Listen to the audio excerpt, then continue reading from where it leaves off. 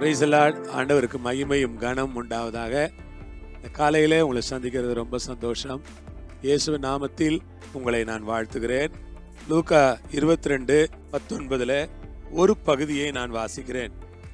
இது உங்களுக்காக கொடுக்கப்படுகிற என்னுடைய சரீரமா இருக்கிறது, என்னை நினைவு கூறும்படி இதை செய்யுங்கள் என்றார். கர்த்தருக்கு ஸ்தோத்திரம். ஆண்டவர் முதலாவது திராட்சரசத்தை எடுத்து ஸ்தோத்தரித்து, இது ஆண்டவருடைய கடைசி ராபந்தி. ஆண்டவர் சிலுவைக்கு போவதற்கு முன்பாக கடைசியாக சீஷர்களோடு இருந்த அவருடைய ராபந்தியிலே அப்பத்தை எடுத்து ஆண்டவர் ஸ்தோத்திரம் பண்ணார். அதுக்கு முன்னால் ஆண்டவர் திராட்சரசத்தை எடுத்து ஸ்தோத்திரம் பண்ணி சீஷர்களுக்கு கொடுத்தாரு. இப்ப நம்ம அங்க பாக்குறோம், இது உங்களுக்காக கொடுக்கப்படுகிற என்னுடைய சரீரமா இருக்கிறது. ஆண்டவர் சொல்றாரு, இது உங்களுக்காக கொடுக்கப்படுகிற என்னுடைய சரீரம். இது என்ன? உங்களுக்காக கொடுக்கப்படுகிற என் சரீரம். கர்த்தருக்கே நான் மகிமை செலுத்துகிறேன். என் அன்பு சகோதர சகோதரிகளே, இது ஆண்டவருடைய சரீரம்.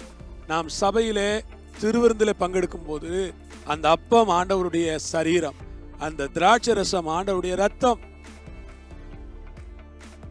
அதிலே அவருடைய பிற்கப்பட்ட சரீரத்தின் வல்லமை இருக்கிறது. அவருடைய தழும்புகளால் குணமானீர்கள் என்று வேதம் சொல்லுகிறதே. நிச்சயமாக அந்த அப்பத்தை எடுத்து நாம் ஸ்தோத்தரித்து ஜெபம் பண்ணும் பொழுது அவருடைய தழும்புகளால் நாம் குணமாவோம் என்பதிலே எவ்விதமான சந்தேகமும் இல்லை. உங்களுக்காக கொடுக்கப்படுகிற என்னுடைய சரீரமா இருக்கு, ஆண்டவருடைய சரீரம். ஆமென். அந்த ஆண்டவருடைய சரீரத்துல நாம் பங்கெடுக்கிறோம். ஆண்டவருடைய சரீரமா இருக்கிறது. என்னை நினைவு கூறும்படி இதை செய்யுங்கள் என்றார். சொல்றாரு, என்ன நினைவு கூறுறதுக்காக இதை செய்யுங்கப்பா. ஆண்டவர் யோவான்ல சொல்லும் போது சொன்னாரு, என் மாம்சத்தை புசித்து என் ரத்தத்தை பானம் பண்ணாதவனுக்கு என்னிடத்திலே பங்கு இல்லை என்று சொன்னார். சீஷர்கள்லாம்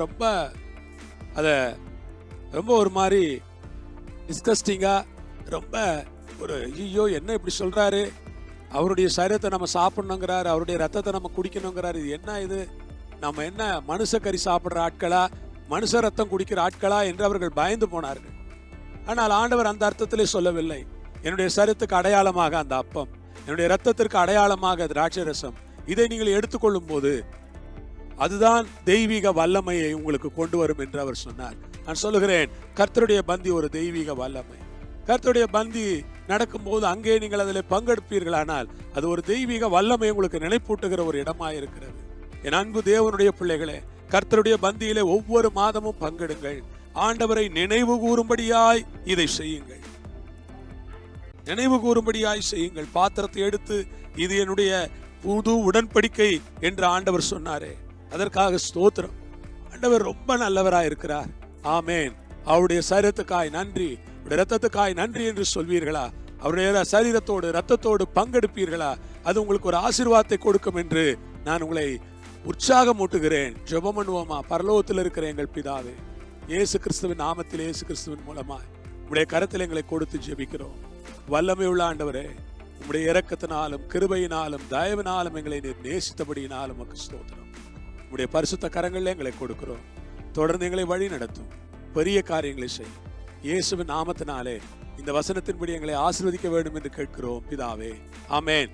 ஹல்லேலூயா. கர்த்தருக்கு ஸ்தோத்திரம். ஆமென்.